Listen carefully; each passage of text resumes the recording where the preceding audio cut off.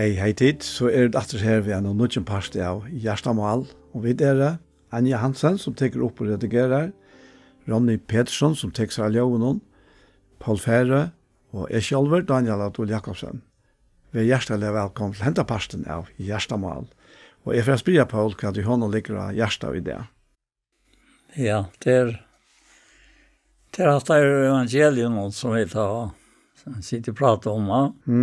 Ja. Så det er verst at du leser bare det som det er. Ja.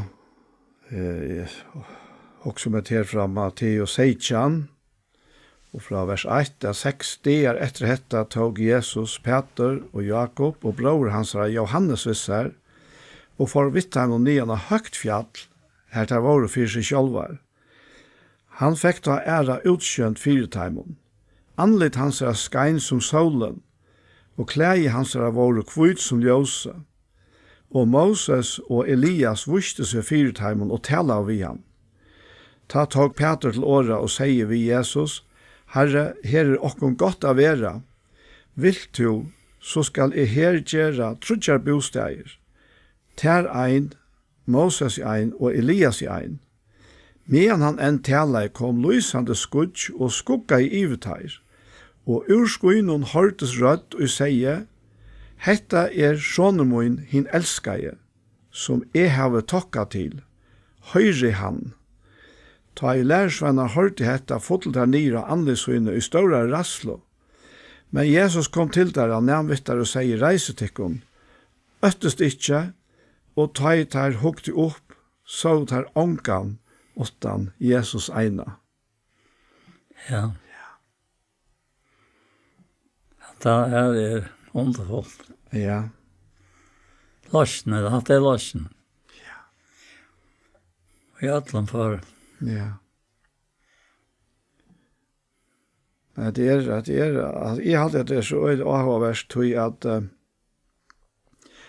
personer som er til stier her, først tar 4, Jesus samarbeidsner Simon, og så kommer Moses og Elias inna paddlene, og tar... Ja, der er ombå så lovene og profetene da. Og der hadde, Elias, han var jo tidsen beinleis opp, og med Moses som han stendte av Herren gjøre i han. Og han ikke visste, han ikke var til hendet det hver grøve hans er. Men der kom så her, og Jesus er her, og der taler sammen, og... Jeg vet ikke hva det her var tåsa, men på en måte har jeg mynt i Emar at jeg har tåsa, Jesus har sagt vidt der, at nå er vaktaskiftet. Ja. Eller enn mer enn det. Ja. Nå er alt det som tid stod og fire, nå er det oppfyllt.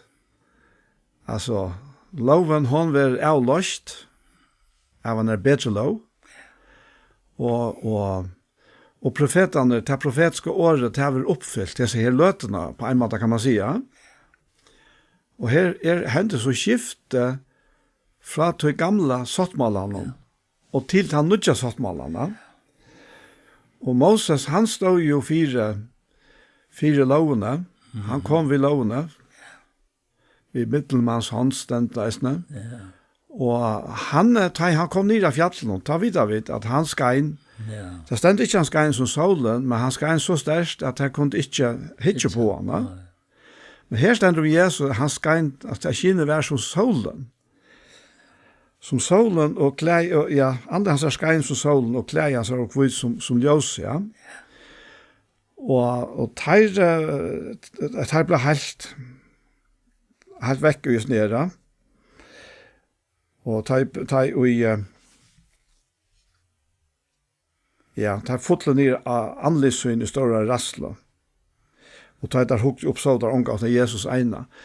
Så Moses, som var han første av skuina, da han kommer ved lovene, han verer, til som man sier av de sjåmarsmålet, at han verer feit av vår borster, altså til kine til kvarver, og nå er det bare Jesus etter, og her er øyelig avhåverst, Eisne tøy at det som og at han, ja, her kommer vi til, her var 4, og nå det 6, vi Moses og Elias, og så kommer røtten, feiren, sjálfur. Han blandar seg eisne på i etter, ja. Ta ut her, ta etter høyre røttene, så sier hun, hette sånne må inn hin elsker jeg, som jeg har tokka til. Høyre han. Og her vet vi at Moses, da han var framme av døven, da sier han vi følger at profet en som er, og da taler han om Jesus, ja, skal ha en godtikkere reise opptikkere med lønn, og det skal være så at for han og ikke høyrer han, skal være tunter ur følgesønnen. Det er jo røylig brutalt, men altså, det tror jeg så er veldig at man har unga rett som godsfolk, ja. Og nå sier røtten her, hesten er sånne moen, eller heter sånne moen, henne elsker jeg, som jeg har takket til, høyre han. Så her vi er altså vakta skiftet fer fram. Ja, det er underfullt høyre han. Ja. Det er også om det som Paulus og Petrøysen skriver i brøven og han. At han skal gjøre noen åpenbære til kunnskap om seg, ja. Skilje av vålnene, som vi det kaller vi. Så ryker det dårlig arver han ser her. Så han vet at det står kraften der som han vurste Kristus da han røste en offret av deg.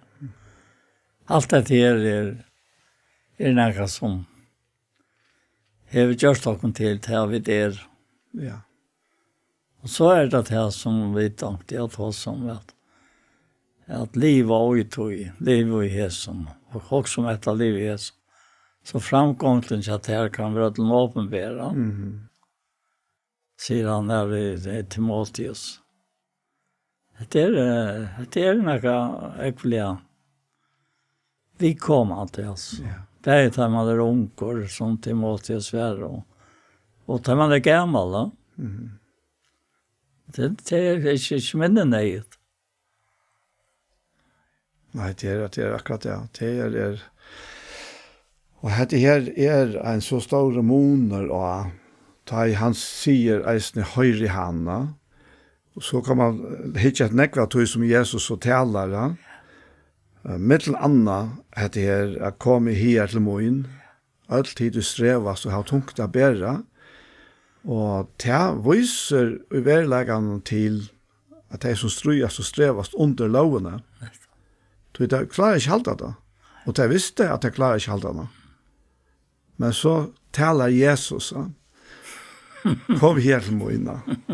Ja, vi lovene kjenner sann han har sint. Hei? Vi lovene kjenner sann han har sint. Det er akkurat det. Hon framkallar sint. Ja. Hon sier, du måste ikke. Ja, men det var så for rett i gang. Så veker hun sintene. Ja. Og loven veker reisende vreie, har vi sagt. Men så det som kærløkken gjør, tar vi et liv og i kærløk og gods, altså, så oppfyller vi loven. Akkurat. På en målsatt. Ja. Nettopp. Så det er hovallet, altså, at huske om. Ja. Det er det virkelig, altså. Jeg sitter bare også her. Jeg har sett det sånn i gang som er nå, at man har nesten inntrykk av at noen har at gråte etter loven etter, altså, tog at hvis vi slipper den tøtje på noen, så var det ikke kilo, sier man, ja.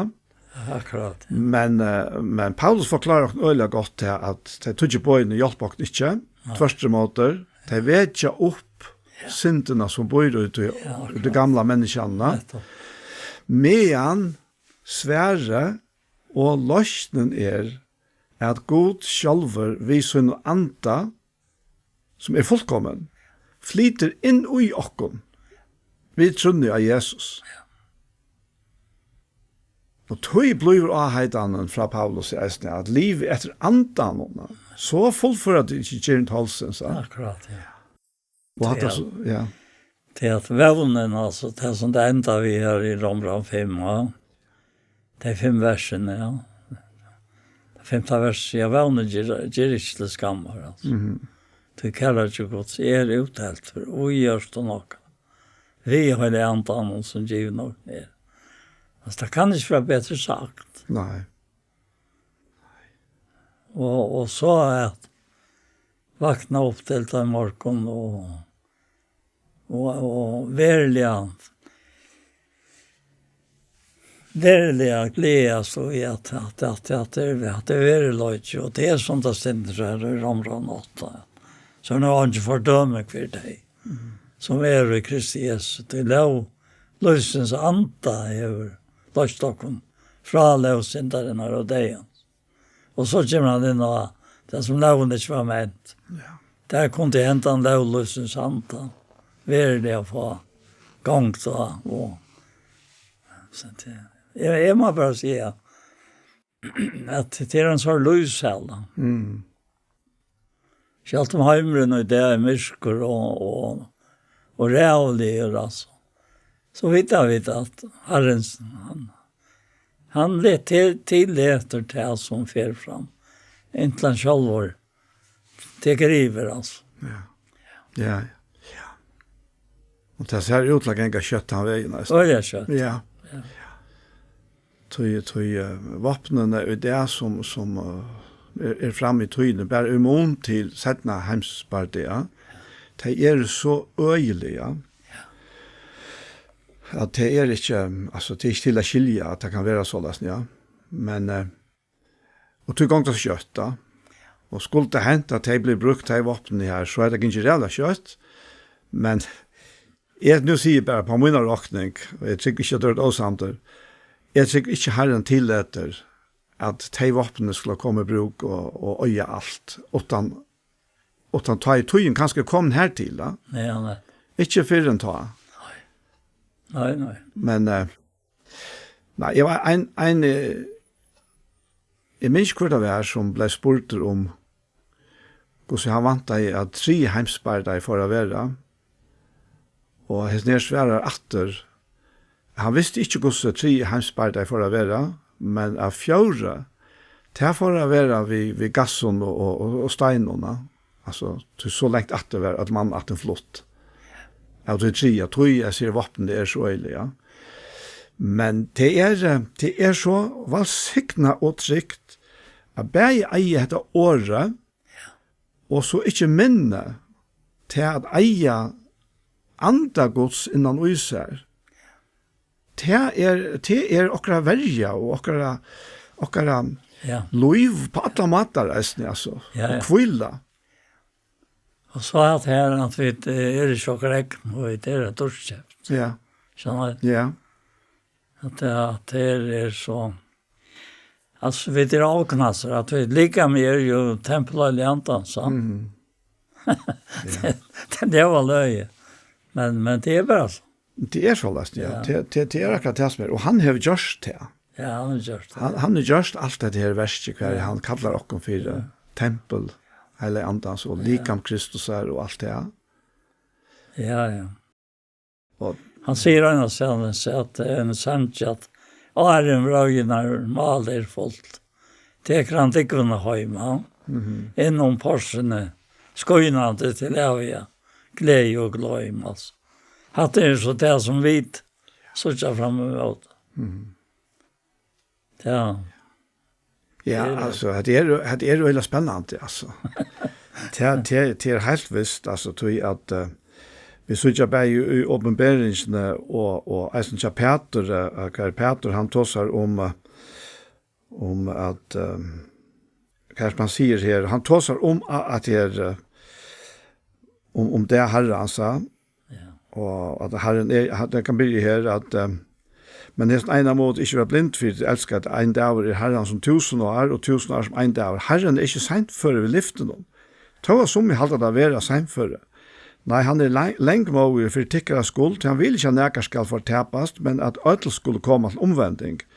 Men, sier han her, det er særlig dette som jeg vil legge denne, men vi vanta etter lyft i hansare, nødjar himlar og nødjar gjør, her rattvise bois. Ja. Alltså Så att det här värsta som god alltså börjar ju upphavet han skapade himmel och jord. Ja. Och alla vägen och jöknen vi att jöknen att Sverige åter på fattla vi att sonen kom. Ja. Och ändlöste allt efter det. Och det är ett otroligt verk. Helt anståndande. Alltså. Och vi är mitt i ödnes ner. Og han sier om vi er tilvidere om det eller ikke, tror jeg at dette er godsverk. Ja. Dette er ikke noe som vi får brøyte på. Slett. Nei.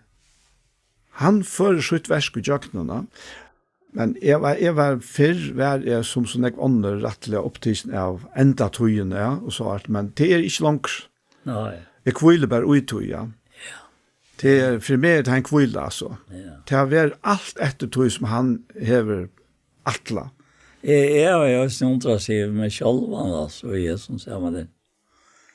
Hvordan at jeg møtte meg var på alten, og ta krutsk, og føtter alt og trett. Ja, akkurat, ja. Men da kom man lykkes som. Man var så välvart och vi föräldrarna och helt man. Ja, nettopp, ja. Men minns da mamma, hon var ekvelig omvoksen och så det var luftalarmer så får vi till sätt och kom upp i tarve som var chattlaren så. Ja. Ja, det att hon säger att det var en värja och i tog alltså kan man säga. Och i tarven alltså. Inte alltså. Ikke bare sitte rundt om torvet, men i torvet. Ja, akkurat, ja. Sier jeg. Akkurat hvor var jeg var her, det var ikke.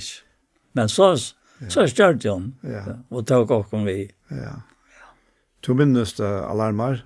Ja? Minnes du selv alarmer? Ja. Og hvis det flikkvarene, hvordan lagt og kom til flikkvarene der. Det som var inspeksjon og så. Tyskar skickar det var månader och ta en månad åt dem den ska. Ja. Så det är helt inte längre sujan än så att du minns det väl. Ja. Det minns det väl. Ja. Ja, det är det. Ja, det är jag har läst synd resten här ur Åpenbaringen. Ja. Her ur kapitel 21. Da han börjar vi å si her, at nå så nudjan himmel og nudja gjør. Ja.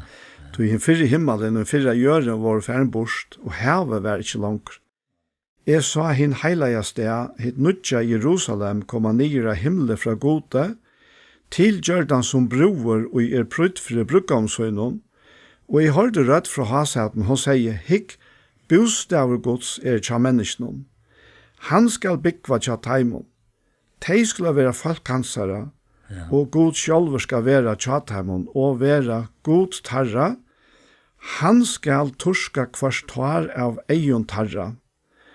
Deien skal ikkje være langur, og kvart sorg, skrudj, etla pyna skal være langur, tog fyrra færre.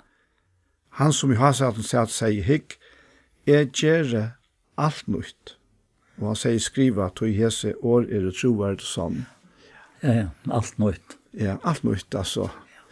Det leder opp for nøkron og metallige, og det har vært noe spennende, altså. Ja. Han har helt annet tilvære. Ja, fullkommen. Fullkommen tilvære. Ja. Som Peter nevner, er som rettvise bor, og her nevner alt det som faktisk ikke her. Altså, hverst sorg, skrudj eller pyna skal være langere, at du fyrre færre. Og det røyla, altså, det jeg sa en heilig sted, et nødja Jerusalem, kom han nere av himmelen, fra gode tilgjørda som broer, og i prutt for brukkomsøn. Ja. Og broeren, det vi det samkommende, det kyrkjans, eller kan man kalla det. Ja. Det vi, og til mennesker, ja. Det mennesker, ja. Så vi, og vi leiste minnes til at Åpenbaringen en bok skriva i teknon. Så vi kunne ikke, vi har varit här i oss, vi vill ju lukka som placera allt da. Och vi det kan öle högt på att som kutlgötter da. Men till tätchen alltså. Och vi rönar att få en fysiskt till att söka kunna gänga av kutlgötten och Jo. men det minter, men det som det så talar om att det är omätligt gott. Mhm. Det är helt visst. Ja. Det var fint det, ja. Här som vi läser här ständigt att här i Seitjan, det måste i Seitjan, ja. Ja. Ja. Alltså, det är vers 5, han en talar i. Kom lysan skott, så skocka i vitøyre. Ur skoino kom rad, vi sier, hesen sånn vågen, i nälskaj, som jag har tackat till, høyre han, altså du läsa han. Ja. Så stender jeg sjøvnen, til lærersvunner har til hetta, fotlåt er nye anledssvunner, i større rask. Men Jesus kom til torra, når han vet torra og sier, røyse tikkum, østest ikke. Og tætter hukte opp seg ut av ånkan, åttan Jesus øyne. Og så det her, som jeg andre gikk og man har atter av fjallen, og alle i Jesus tøymon etta. Tale ånkan vi om hesa sjøvn. For en menneske så den der risen opp fra en deg. Og ta spurte lærsvunnen når han kvart tatt til og i inner skriftlært og sia at Elias høyre komma først. Han sværer i vurs kommer Elias og skal bøyne alt atter i le. Men jeg sier tikkene at Elias langt og kom. Og tar vilt du ikke vite av honom, men gjør det vi han alt og tar vilt. Sånn skal øyne mennesker sånn loja av tøym. Det øyne, altså, lengt i midtelen til det som godt og så. Ja. Altså, alt jo i øyne planen. Ja, akkurat, ja. Altså, det som nu han kommer inn til, vitande. Det stått av lojing av synd, altså. Stått av lojing. Han ber alla synd av synd. Ja. Øylig. Ja. Har vi sagt, vi ofta citerar till här står vi sagt att han var gjordur till synd. Ja. Här står inte han var gjord till syndare. Nej, till synd.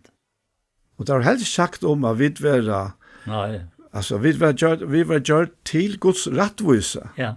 Det syns alls uttryck än till vi var rättvisgjord, självt om till Ja. kvill ut det samma. Jesus blev gjord till synd och vi blev gjord till Guds rättvisa. Vi honom. Ja, och han så upprör. Ja. Och just när ombyten och så där tar så mångt ja. Ja. Det är nej, Emma bara säga för mig jag när ser Arne man så man kände verkligen att hela anden kom. Jag visste på en vägen ta. Jag huxar inte tåsa inte om hela anden. Det var inte som tåsa vem mig om det. Nej. Som så läst ja. Men jeg visste på en av veien at dette her talsmann, dette hele anden. Ja. Som nå hever vist meg at han bor i meg. Ja. Gav seg til kjenner i meg. Og det er så valgsiktene så jeg antar. Altså, og det blir bare bedre og bedre. Ja. Ja, det så pura visst at heller ikke vant vi at tåsa om hele anden, altså, på andre måter. Men han en återfull person. Att det vi har antan vi vet det då. Ja. Vi är insiktlade. Ja. Att det var så öjlig månader. Ikke tog, jeg visste ånga lød jo i at det var frelster og alt det, og til, men det var, og at det året kommer så og møter det vel til gåer som hele da. Og altså, vi må inn omkvar vi her, og Ebenezer og Sarepta og til. Men det var akkurat som om at til fram til løtene, var dette her akkurat som frekodden. Ja. Og har du frækkaden liggende av gømsle, så kan det ligge øyla landje. Men det hender ikke, vet du. Nei. Det er ikke før enn det har så ut og i måltene, at ta kommer liv ut og ta livene det, og så løs opplevde jeg det her, at det heter året som la av gømsle. Nå kom det og i hjertensmålt. Ja. Og puff, og det var så spresset det jo som liva.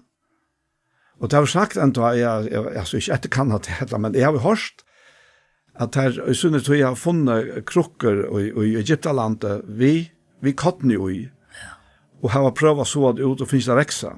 Jeg tror ikke jeg sier det passer, men jeg vet at jeg har funnet kotten som er rettelig gammelt, og har finnes det veksa. Ja.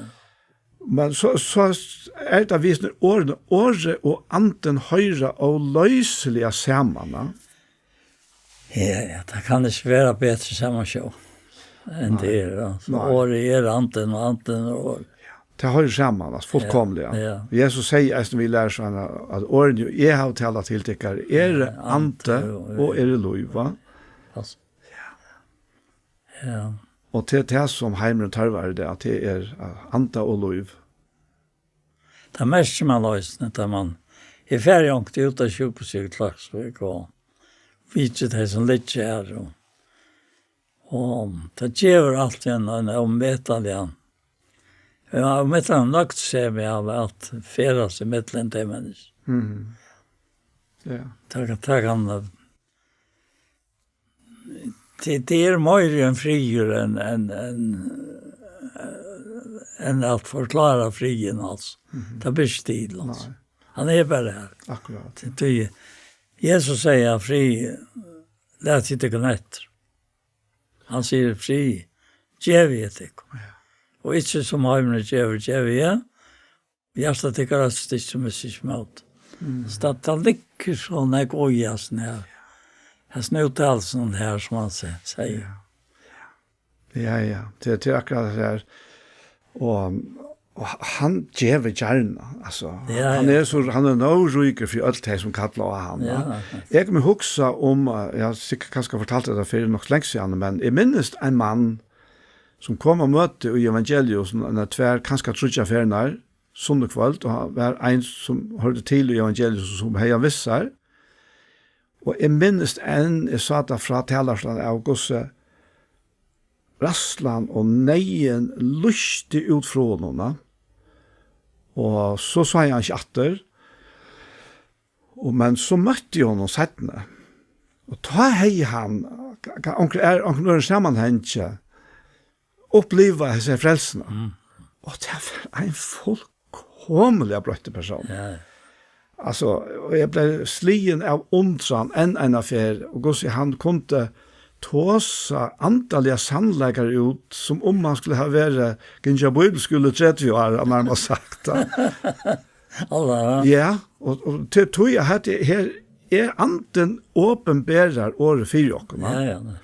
Og det var en sånn glede at kunne prate vi han til løpene og fra vi her. Det og det det. Altså han var fotler av engest og øtta og alt det. Og nå fullkomne av slappar og kvultere. Hvor? Jo, til Jesus kom inn og heier. Kjørst til verset som han mester i å gjøre. Og det er bådskaper som vi ikke at alle mennesker står for fædre. Det heter året om han livant og drivkraft. Jeg husker eisen om at vi har andas løyven. Ja, jeg vet ikke, det var ganske sint til løye, men før var jeg øyelig opptidsen av nesten å diskutere dette året og sannleggene og forklare og alt det her. Og så har vi funnet at det ligger ikke av denne planen her. Men da har vi det fyllt av andre hans her. Ta flyter det bare fra åkken. For det finnes det så mest at det er atmosfæren av fra åkken, at vi fordømmer ikke. Og det er mest øyelig vel om vi tar en fordømmende holdning, eller om vi er kvile selv. Det er mest mennesker på en vei. På en av veien, ja. Det ligger fremme, altså. Jag fördömer lite så framåt att du måste koppa vet alltså. Den var bara veck. Ja. Ja. Det har ikke slakker lov. Slett ikke. Nei. Slett ikke. Til ikke fordøming. Nei, det er ikke for det som I Kristi Jesu, ja. Ja. Og det så velsignet, og det han signingen som folk mest fra åkken. Ja, avgjørst. Og det er at hvis man oppsøker sløyplass som sjukhus og annars da vi, ja, så er det å vaske av for det. Ja, vaske. Det kan ikke komme inn I vittlenskap. Nei, det blir slett til. Nei. Slett. Nei. Det helt visst at det ja, det så man signa tog at det lov, va? Ja. Og lov kommer av lov. Ja. Det så det fungerer, ja? Nettopp. Eisen til andalige lov, det kommer av lov. Ja. Det kommer av det av lov nå, ja. Ja. Ja. Og for Gongeles så har vi reisen kattla. Ja, det sier Herren også, at det vil at her som er, skulle jeg også tid være. Det er ikke pura fast, altså. Her som han her vi, til nå han og jokkene, og vi færre kjøtt. Han teker og kommissar og må være kjass her, altså. Ja. Og inntil ta så han tja okkon. Ja. Han får ångkant, han får ikke ångkant vekk. Nei. Ja. Det øyla tryggjande, eisen at vita da. Så om det kommer løter hver og vi vet, kanskje akkurat ekne feil og mistøk og kunne kjenne noen fordømte, så vet vi til at det ikke fordømme for det som I Kristi Jesu. Og vi jo I honom. Det ikke at vi inn og ut og atter og frem og så. Eller enda verre at han inn og ut til okkona. Nei, det er alltid ikke sånn. Han kan ikke bli fjerde eller et nærke. Nei. Det tror jeg at vi rakt vi. Ja, det er råkens ikke så einfalt. Så jeg med det einfalt. Og jeg alltid hatt det så med det verkkost. At han ikke bare bøtt for sin tråkere. Hvordan tar handfære år sjølvere. Ja. Hva kapittel det, Johannes? Det andre kapittel og første vers. Det det. Eller første og andre vers, Ja. Ja, han sier det på at måten jeg heter skriver jeg til kom. For at de skulle ikke kjente, men om man ikke kjente, så har vi talsmann til affæren. Jesus Kristus. Hin rattvis. Han bød for sin drokkere, og ikke bare trokkere. Eller ikke bare fire okkere, men også for sin tralsvemsens. Jeg tog vita, vi kjenner han. Jeg tog jeg vil halte på hans. Han sier jeg kjenner han. Og helt ikke på hans. Han liknare, og i hånden sannløsene ikke. Men han helter år hans. Og i hånden det sånn og kærløse gods. For en fullkom. Altså, og i hånden. Det sånn og kærløse gods. For en fullkom. Ja, her som vita vid. At vi og i hånden. Han sier seg. Vera verande i hånden. Reisende bonten av som etfer som han.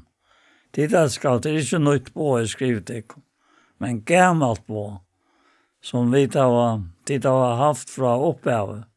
I gamla på i rår jo tid av oss.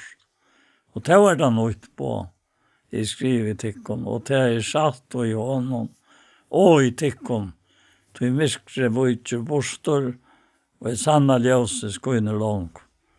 Han sier seg vera, og i ljøse noen, og heter brøversyn, og i miskre noen, enn han og elskar brøversyn, verande i ljøse noen, og i hånden ikke avstøyd.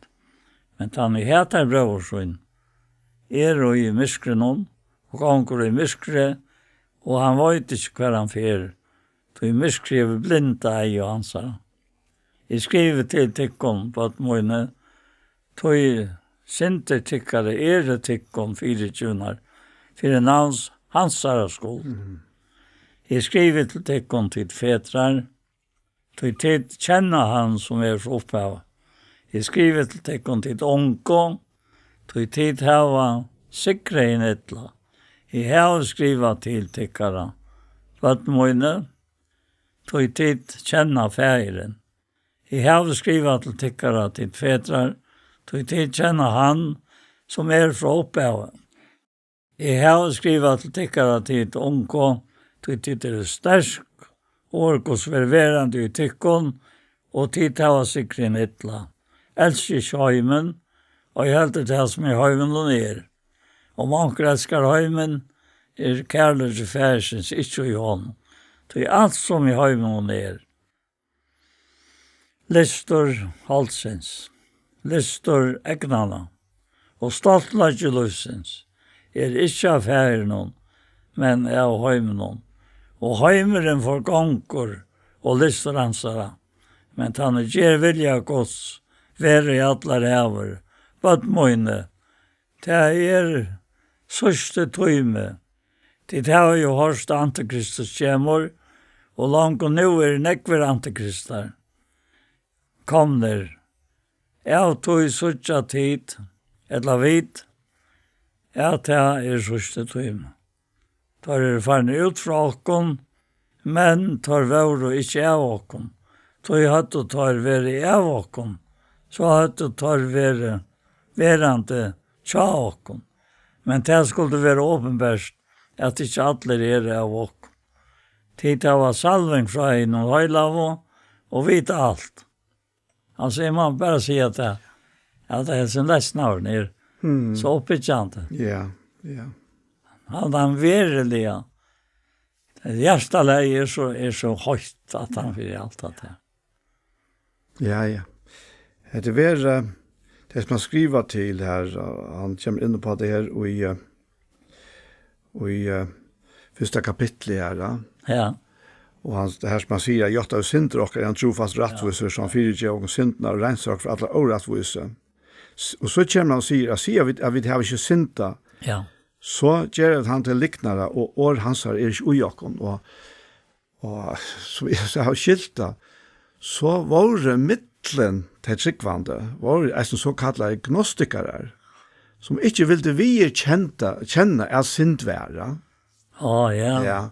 Og tøyr sier bare nok til de personene der han sier at det var ikke av okken, og tøy får det fra okken. Ja, så bådskaperen hever, og ja, hever så faktisk rensa ui her.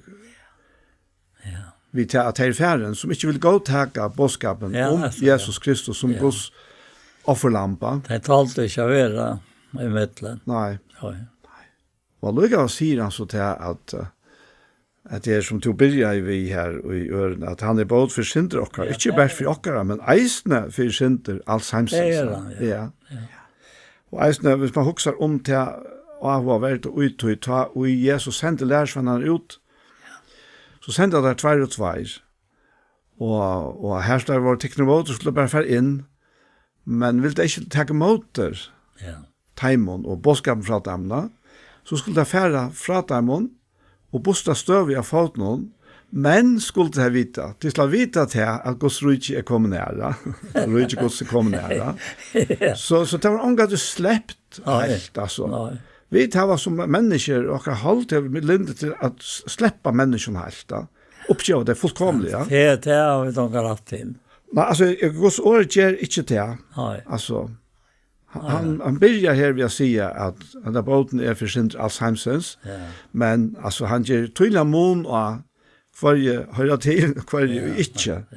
Og det en spørning om Jesus Guds son. Det eneste månedene. Ja. Det er veldig godt å vite det her året som sier at han som byrjar godt versk i okken, han skal eisen fullføre det til det Jesus Kristus. Ja. Jeg minns da jeg kom til Laskar og sånn. Jeg var nok så kvikker og ute i jobb. Hvis jeg leser akkurat sånn, Tendra i ljus och i mer, inne i mer och det. Så var kjötra tal om det. Så minns jag för upp och tala i. Det var från Isaias att det kände versen här. Ja. Så det för bråtakare. Och så får jag en stämd upp och han sa att jag var främmande för Jan då. Ja. Han säger det var som jag snodde med åren säger han då. Så får han göra någon dator. Själv ja. Det var omöjligt att sånt där viskar jag gått på mig. Det är att jag får accept det då. Ja. Tror jag att han märkte det att det var inte oäkta alltså. Akkurat, ja, nettopp, ja. Det är alltså det året alltså driver av hela andan till skapar liv i oss. Ja. Ja. Det är som om det ständer om Jakob där han är uppgivet att han tror bara Josef var deira. Men där han så blev sannförd om att Josef son och livet. Det ständer om att ta kom liv och i anda Jakobs. Ja. Och det är bådskaperen som ber, som tar en sannför om att det är så lejsa. Så kommer liv och Jakob. Jag minns också i samband vi samkom där i Testa och så. Samkom av Toft och då. Andreas som tog han är öliga omsorgen för mig. Och jag minns han kom ett just det, jag färg ut. Jag skulle ut, värre gången, jag skulle ut och han skulle in. Och så spurte jag mig om att läsa när jag kom på Bibeln och äta. Jag kände att han måste vara lojt, säger han. Det är artist, alltså, säger han. Och så tar vi begynte affärsklaskar. Och så var en mötet, han blev så väldigt just för mig. Det är om det som tog nämnt ju Josef. Ta ju han sände jag vaknade och allt det där honom. Och ett tänkte vi med att jag borde färdig och tala om att det är vi Andreas alltså till var möten och va. Ja. Så han har sagt att möten och han kan fram och låntan. Att hvis man skulle tova att läsa en bok så måste man tova bese och han väntade på med vårt. Ja. Han väntade bara så. Ja. Jag fick slett skilt allt. Nej. Så han tog med via utdravlar och att det är fläscher och någon och så forskjelligt så. Och så kom jag hem och så färdig att på talarstolen och så talade jag om att det är. Och jag såg inte att det gröper samkomna. Alltså, att det är kostar näm vid Jakob. Josef levde, ja. Och så använde jag det på. Så ganska att de gamla är väldigt för mer. Och kostar oss nu. Inte smatt att säga sina mening alltså. Ettla. Det som tar helt då. Inte skulle jag måste göra det till. Och det är väl jag avskan av mig, men det var av kärleka. Och ta för Andreas upp och som sa, jag slämmer det. Alltid tar han också nöjd. Jag tar Andreas väl. Jag fötter en till oss. Det var så han drar aktuell 5. Och så får Andreas upp och nu är han helt brötter alltså. Han är ordentlig och kände himlen som han bär och säger. och säger det till han får ofta upp flera för en möte, ja. Och det var ofta nog intressant alltså. Men jag får glädjas det. Det må jag säga alltså. Jag minns mamma med plattat oss om Andreas. Ja. Hon och Liz var vinkoner. Ja. Och så var mamma med åkt in i färdas här till henne, ja. Och jag minns att hon säger till her att de ångar de hörst omfyr att han talar för upp flera för, ja. Men så upplevdes det själv sett när det var samband vi tan Islandsturen så vi gjorde ta i 1,5 där väl ja. Så häst i 1,5 och var 1,5 så färdas vi runt och var samman på till möten och till undervisning och forskjellsarter och eller avhåverst. Så var det nästan Tofton. Ja.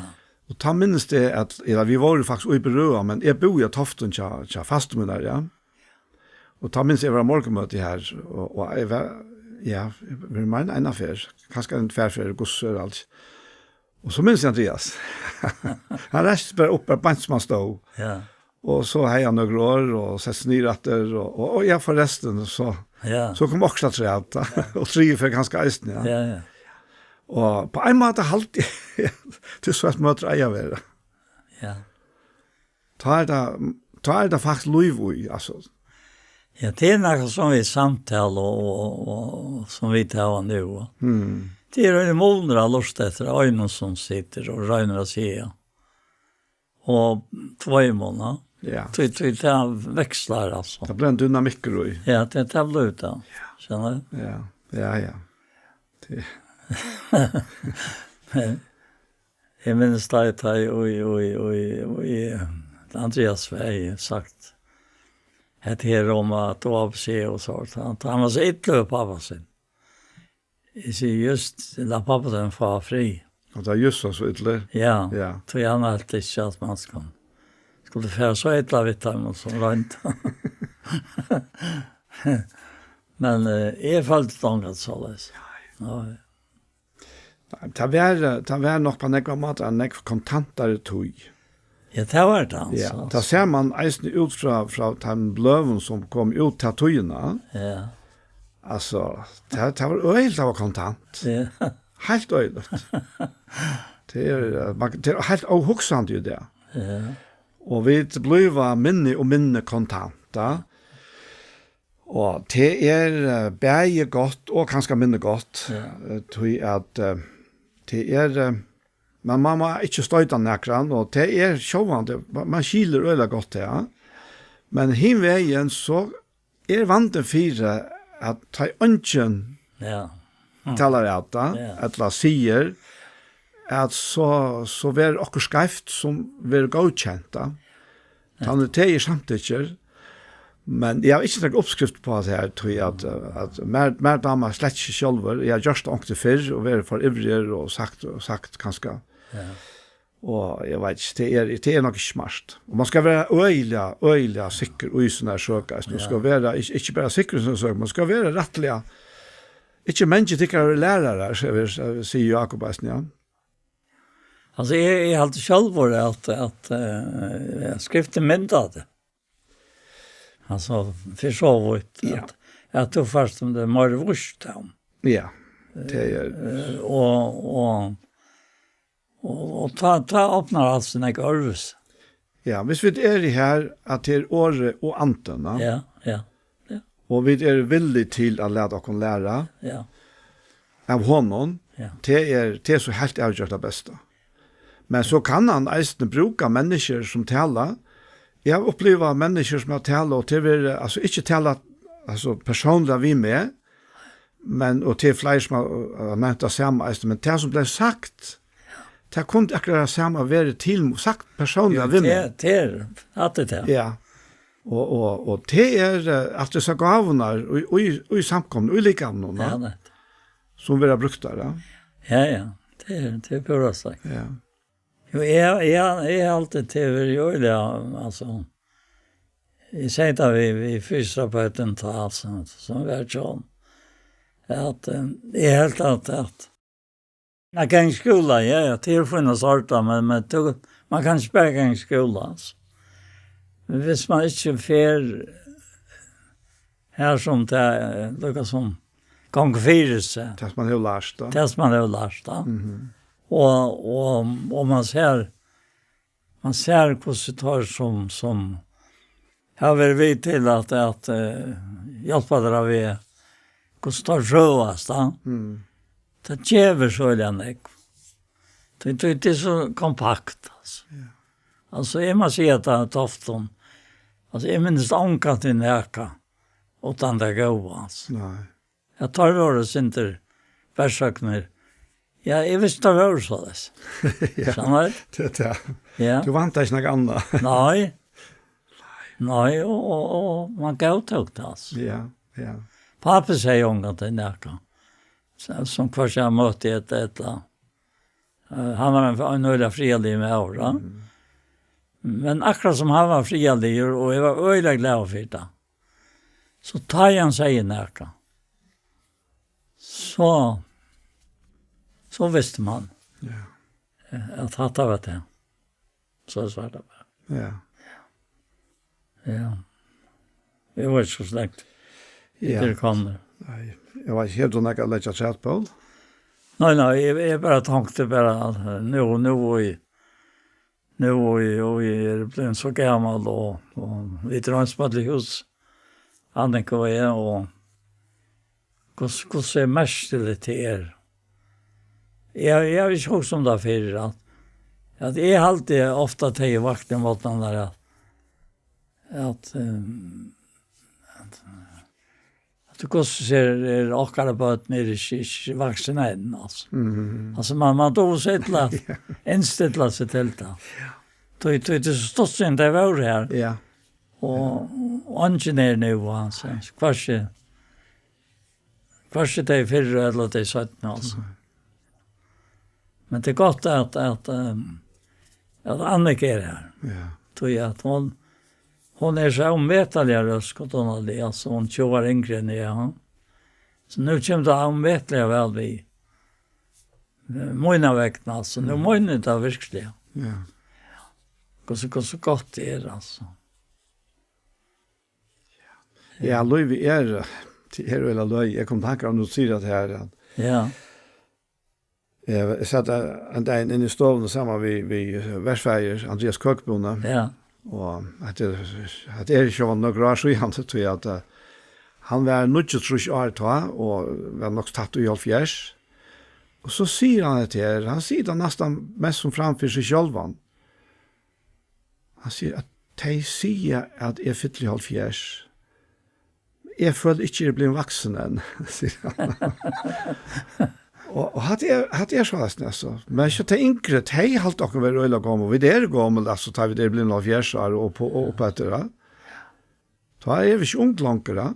Men vi kjenner at, og særlig at jeg helsen er gode, så kjenner vi det ujokkene, ja, men altså, Han har en omvettelig og kom. I det her, ja. Og de var øyla gode, ja. Til hon ble, til vi var lintene, Mhm. det var utroligt mange gå med, altså. Ja. Ja, hon lustar en egg. Ja. Ja. Det var til en varme. Ja. Vad siknar människor, det må man säga. Bäge två. Jeg kommer lære å kjenne syster hans vei. Akkurat, ja. Det sier meg øyne, det hun forklarer for meg hvordan det er vært fra badningen. Mhm. Utrolig kvinne. Ja. Du finner det alle steder. Det är något virkelig godt. Ja, skal du begynne på en sak? Ja, takk for det. Takk for det, herre. Salutene, takk for det, at vi ikke skammer oss ved at og jeg akkurat var ikke lykke at da det gjør at et navn her.